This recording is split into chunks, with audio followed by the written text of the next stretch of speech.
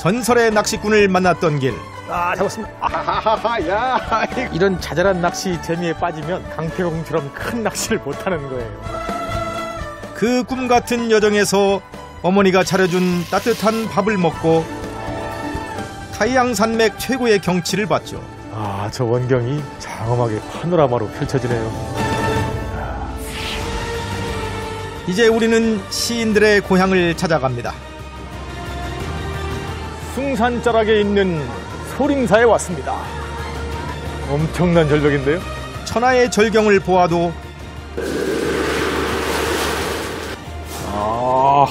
귀한 진미를 먹어도 잊을 수 없는 곳이 있습니다. 작두를 태령하라. 시인들의 마음속 어떤 그리움이 있을까요?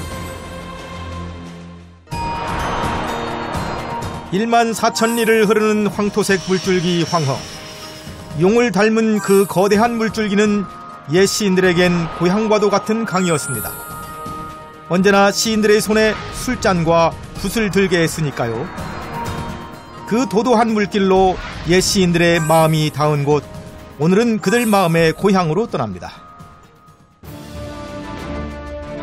중원인 허난성을 흐르는 황허는 성의 중북부에서 또 다른 지류 누어허를 만나죠. 그 강을 거슬러 올라가면 우리의 시성 두보가 기다립니다. 저 앞에 서 계신 분이 바로 시성 두보입니다. 시의 성인, 시의 최고의 경지를 구현하신 두보. 황하가 수많은 그 지류들을 다 모아가지고 그렇게 커다란 강이 되었듯이 두보도 그랬어요. 수많은 그 시인들의 그 독창적인 부분들을 전부 다 수용을 해가지고 집대성을 했어요. 그래가지고 이제 성인의 경지에 오른 거예요. 그런 면에서 이제 두보와 황하는 닮아있다 이렇게 얘기할 수도 있죠. 오래전에 이곳에서 두보의 명작 삼리삼별을 소개했었는데 그때나 지금이나 두보 선생은 여전하십니다. 이곳은 필가산, 붓거리산의 전설이 있는 곳입니다. 이런 산 밑에 대문호가 태어난다는 건데 그 전설이 두보였던 거지요. 시성 두부가 탄생한 움집입니다. 이야, 물론 뭐 옛날 그대로는 아니겠지만 이런 형태, 이런 움집에서 태어나고 얼마간 살았다는 거죠. 지난번엔 개방을 안 해서 못 봤던 곳인데 이제서야 들어와 봅니다. 이곳에서 중국 문학사의 한 획을 그은 두보 선생이 태어났다 하니 왠지 감회가 새롭습니다. 두보가 선천적으로 총명했어요. 아마도 할아버지 영향 때문일 거예요. 할아버지 두시머니 측천무 시절에 아주 잘 나가던 시인이었거든요. 두보는 7살 때부터 그냥 입만 열었다 하면 봉황을 벗다. 스스로가 그렇게 자신을 얘기하고 있는데 여기는 이제 그 모습으로 이렇게 형상화한 거예요. 어린 두보가 이제 입 열고 이제 시를 읊는 거죠. 그 모습에 모두 감탄하고 있는 거예요. 10대에는 문인들과 수준 높은 대화를 나눌 정도였다고 하니 들성 싶은 나무는 역시 떡잎부터 달랐던 겁니다. 하지만 과거에는 급제하지 못하고 이후 각지를 여행했는데 그때 두보는 평생의 친구를 얻죠. 두보 일생 중에서 가장 중요한 사람, 중요한 벗이 누구냐 하면 아마 200이었을 거예요. 보통 우리가 이제 200과 두보를 함께 얘기하잖아요. 시선 200, 시성 두보 해가지고. 두보가 한참 젊어서 이제 막 문단에서 활동 시작할 때 그때 아주 이미 그냥 최고의 명성을 누리고 있던 200을 만나요. 한 11살 차이 나요. 여기 있네, 여기. 이두, 200과 두보입니다. 중국 시문학사에서 가장 빛나는 두 별인데요. 이제 두 사람이 그냥 낙양에서 만나는데 만나자마자 서로를 알아봐요. 영웅은 서로를 알아보는 법이에요. 그래가지고 굉장히 친해져요. 그러면서 같이 여행을 떠나는데 바로 이 시가 바로 그 여행 때 쓴 시예요. 취면 추 공피라. 취해서 잠잘 때면 그 가을날 그냥 이불을 같이 덮었고 취해가지고 이제 막 자다 보면 옷 싸가잖아요. 그러니까 이불 막 서로 끌어당기는 게 상상이 되죠. 휴수 일 동행이라. 손을 잡고서 매일매일 함께 거닐었더라. 그 여행에서 이제 이 200의 농익은 문학적 성취가 이제 막 시작하는 두보에게로 그대로 전승이 되죠. 그러니까 두보의 놀라운 시적인 성취는 이제 200의 영향이 큰 거예요. 하지만 시풍은 매우 달라서 이백은 개인적 감정을 담은 낭만시를, 두보는 나라와 백성을 걱정한 시들을 주로 썼죠. 그렇게 이백과 함께 당시의 양대 산맥을 이뤘던 두보였지만 개인적 삶은 불행했습니다. 알록스안이라는 그 변방의 장수가 반란 일으켜가지고 당나라가 이제 크게 동요하던 시절에 이 두보가 이제 잠깐 동안 그 숙종 황제 밑에서 좌수뷰라는 벼슬을 해요. 그게 뭐냐면 황제한테 뭔가 잘못한 일이 있으면 황제에게 간언하는 그런 벼슬이에요. 근데 그 숙종 황제한테 간언 한번 잘못했다가 그냥 내쳐져요. 숙종이 미워해버려요. 그대로부터 뜻을 잃고 그냥 결국은 외곽만 돌다가 결국은 사표를 내고 그냥 떠돌죠. 그때부터 이제 방랑의 길이 시작돼요. 이후 곤궁한 생활과 고향에 대한 그리움으로 늘 괴로워했던 두보. 결국 타향에서 죽음을 맞이하고 손자가 그 시신을 이곳으로 모셔왔는데요. 참 어렵게 돌아온 고향에서 지금 평안을 누리고 계십니까? 즈메이先生啊, 现在你平安吗? 그의 시로 깊은 위로의 마음을 전합니다. 路从今夜波越是故乡明，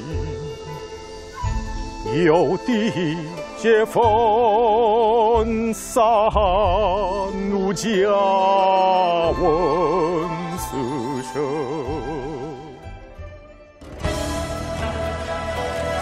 두보의 고향 뚜후꾸리에서 멀지 않은 곳에 중국인들 신앙의 고향이 있습니다. 바로 중국 5대 명산 5악 중 하나인 숭산입니다. 역대 황제들이 중악신으로 숭배한 산이죠. 샤오스산과 타이스산으로 나눠져 있는데 그중 샤오스산은 우리에게도 잘 알려진 샤오린스 소림사가 자리에 있습니다.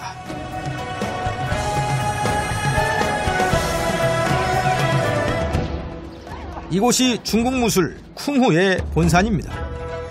천하 제일 명찰, 천하 제일의 이름난 사찰 소림사에 왔습니다. 또한 중국 선종 불교가 시작된 곳이기도 한데요. 이 소림사가 유명해진 것은 달마대사, 우리가 잘 알고 있는 달마대사 때문이죠. 달마대사가 서역에서부터 중국에 들어와가지고 이곳 숭산에 도착했어요. 근데 숭산이 너무 영험하고 빼어난 거예요.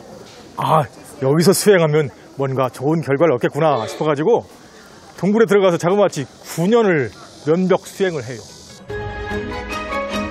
바로 여기서 면벽 9년의 고사가 나왔습니다. 하나의 목적이나 큰 일을 이루기 위해서는 오랫동안 노력을 기울여야 함을 일깨워주는 말이죠. 중국의 그 무술, 그 꿍푸 유명하잖아요. 근데 중국의 다양한 꿍푸가 모두 이 소림사로부터 나왔다고 그래요. 무술관이 따로 있어서 소림사의 정신과 무술의 세계를 선보인답니다. 저도 소시적 무협지 꽤나 봤거든요. 그래서 기대를 품고 공연을 기다립니다.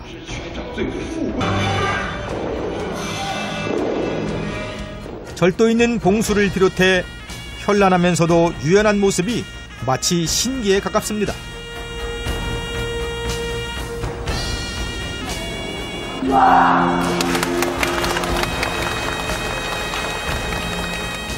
이건 또 아찔합니다. 얼마나 수련을 했는지 삼지창도 견디는 단단한 몸입니다. 정말 대단하죠?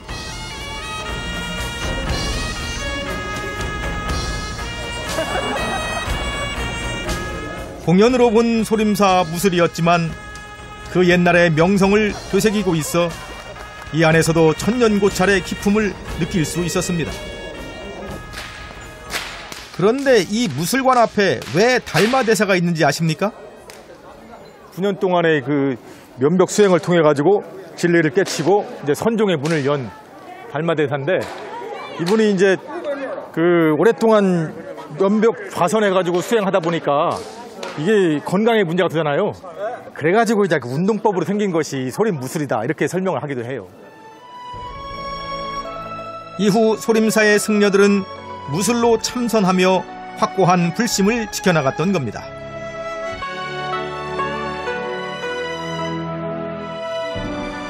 이런 소림사 출신 고승들의 사리탑을 모아놓은 곳이 있습니다.